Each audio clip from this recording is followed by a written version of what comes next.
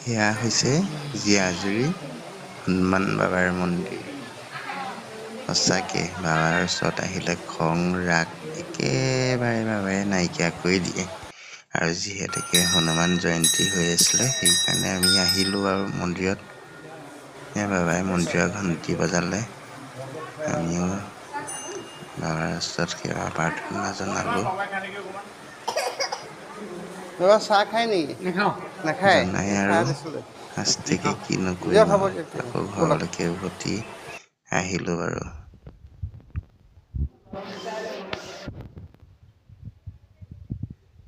মন্দিৰ বহুত মহত্ব আছে মন্দিৰভাগত। আপুনি যদি আহে মন্দিৰভাগ যদি দৰ্শন লয় তেন্তে হ'লে আপোনালোকৰ মনৰ আশা পূৰণ হ'ব। এয়া হৈছে জীয়াজুৰি পাহাৰত অৱস্থিত হনুমান বাবাৰ মন্দিৰ।